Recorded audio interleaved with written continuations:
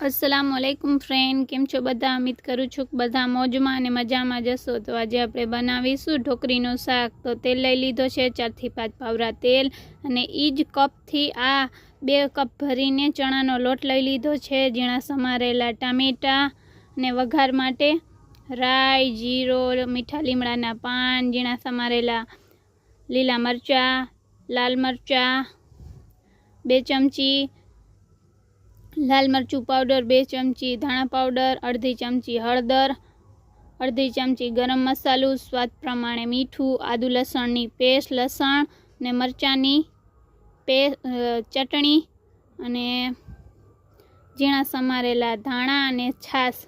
तो चालो recipe start करी नाखीए। तो तेल सारी रीते 1 पावरो नाखी देशू ने जरूर पड़े तो वधु नाखવું હોય તો પણ ચાલે, પણ 1.5 પાવરો તેલ નાખી દીધો છે ને તેલ આપણું ગરમ થઈ ગયું છે। તો એની અંદર આપણે જીરો એડ કરી દેશું, મીઠા લીમડાના પાન એડ કરી દેશું અને લીલા મરચાં એડ કરી દેશું અને એને સારી રીતે ફૂટવા માંડે ત્યાં સુધી આપણે એને તેલમાં મૂકી દેશું। ને આ છે લસણવાળી ચટણી, એ એડ કરી દેશું 1 આખી ચમચી અને એને આપણે સારી રીતે મિક્સ કરી દેશું જ્યાં સુધી આપણી ચટણી તેલમાં ભરી જાય ને ત્યાં સુધી આપણે એને સાતળી પણ લેશું અને ગેસની ફ્લેમ પણ સાવ ધીરી ધીરી રખાય, નહીંતર આ મસાલો બધું ચોટી જાય। તો હવે આપણો मसालो रेडी थई गयो छे। तो एनी अंदर आपणे सेज लीला धाणा नाखी देशुं ने पाणीनो ग्लास नाखी देशुं। 2 कप आखा भरेली चणानो लोट छे एटले पाणी 2 ग्लास एड करशुं ने पछी जोशे ई प्रमाणे आपणे एनी अंदर नाखशुं ने आ सारी रीते उकळवा मांडे ने त्यार सुधी आपणे एने पाणीने उकळवा देशुं। एनी पछी आपणे जे चणानो लोट छे ने एनी अंदर आपणे एड करशुं।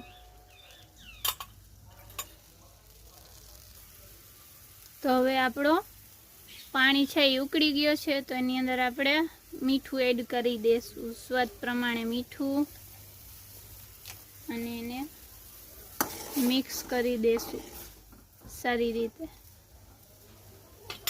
અને જે ચણાનો લોટ છે એ પણ એની સાથે જ એડ કરી દેશું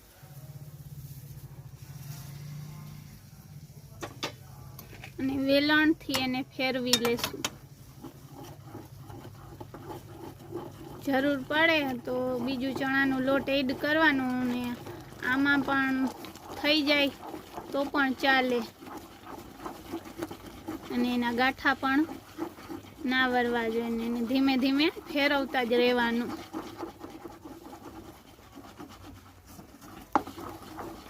તો જેમ જેમ ફેરવતા રહેશું ને એમ એનું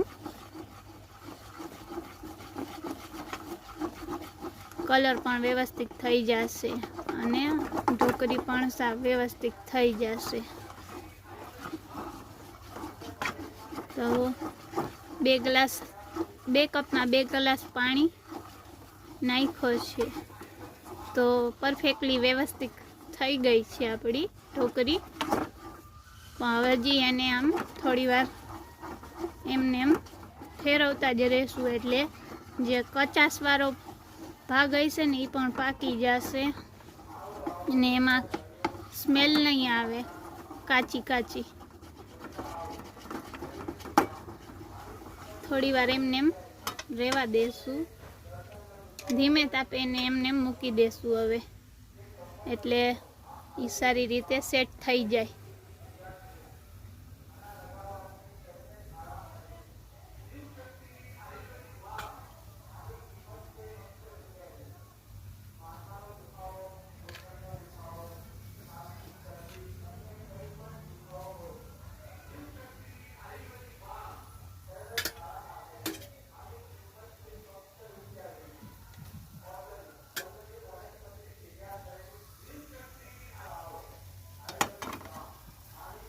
હવે આપણે જોઈ લે તો આપણી ઢોકળી વ્યવસ્થિત થઈ ગઈ છે।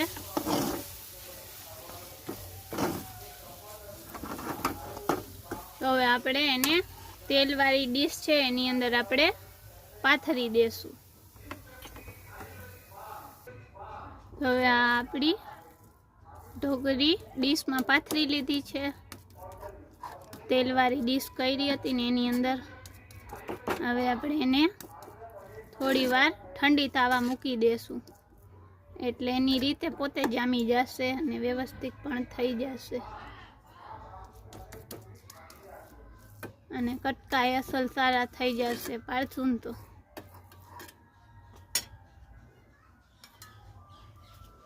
એની માથે જે લીલા ધાણા છે એ છાંટી નાખશું, એટલે દેખાવામાં સરસ લાગે ને થોડી વાર એને રેસ્ટ દઈ દેશું। તો ઢોકળી આપણી ઠંડી થઈ છે, તો એની સાથે જ આપણે મસાલાને રેડી કરી લઈએ। જે ઢોકળીનો મસાલો છે એ તેલ નાખી દેશું। તો તેલ આપણો ગરમ થઈ જાય તો એની અંદર આપણે રાઈ એડ કરી દેશું ને રાઈને સારી રીતે ફૂટવા દેશું, જ્યાં સુધી આપણી રાઈ સારી રીતે ફૂટી જાય ને એની સાથે જ જીરો એડ કરી દેશું ને એની સાથે જ જે મીઠા લીમડાના પાન છે એ પણ એડ કરી દેશું ને જે લાલ મરચું છે એ પણ એની સાથે જ એડ કરી દેશું। એની સાથે જે ટામેટા છે એ પણ એડ કરી દેશું ને સ્વાદ પ્રમાણે મીઠું એડ કરી દેશું। મસાલાને સારી રીતે પાકવા મૂકી દેશું, જ્યાં સુધી આપણો મસાલો રેડી થઈ જાય ને સારી રીતે પાકી જાય ને એટલી વાર એને એમને એમ રહેવા દેશું।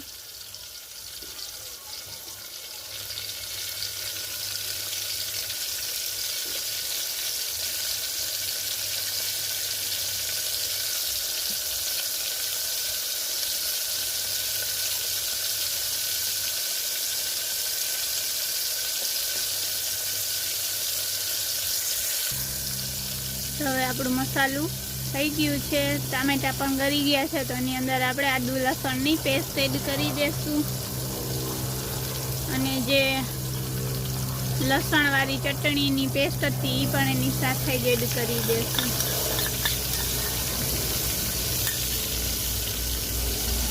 ને જે આપણા સૂકા મસાલા હતા એ એની સાથે જ એડ કરી દઈશું ને સહેજ પાણી પણ એની સાથે નાખી મસાલાને સારી રીતે તેલમાં સાતડી લેશું અને ચડવા પણ દેશું, એટલે મસાલો આપણો સાવ વ્યવસ્થિત થઈ જાય ને જ્યાં સુધી એનો કલર પણ બદલાઈ જાય ને ત્યાં સુધી આપણે એને એમને એમ ફેરવતા રહીશું ને તેલ આપણું ઉપર આવી જાય ને ત્યાં સુધી મસાલાને સારી રીતે પાકવા દેશું।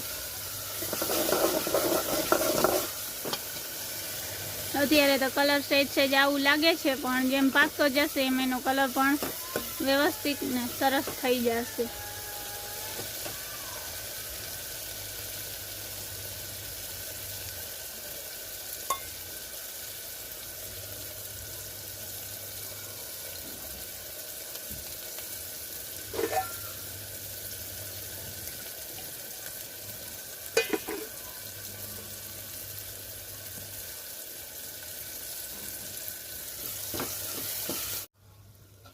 તો હવે આપણો મસાલો રેડી થઈ ગયો છે અને સારી રીતે પાકી પણ ગયું છે। એની અંદર આપણે છાશ એડ કરી દઈશું, છાશ એડ કરી દઈશું એક આખો વાટકો ભરીને ને સહેજ પાણી પણ નાખશું,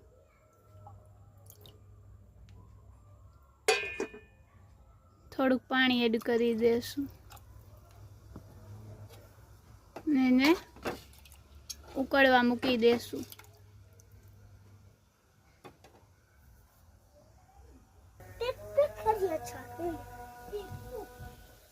તો હવે આપણું પાણી ઉકળી ગયો છે અને આ ઢોકળીના પીસ કરી લીધા છે. તો હવે આપણે એની અંદર એડ કરી દઈશું.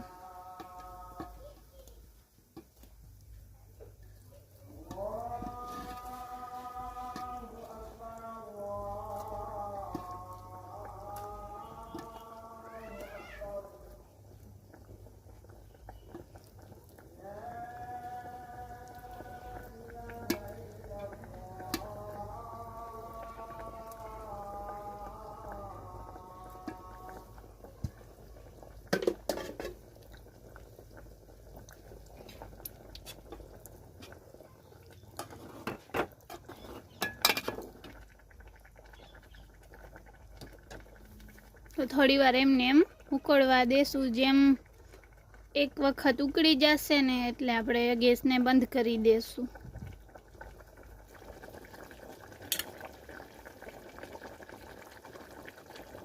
તો હવે એની માથે લીલા દાણા નાખી દેશું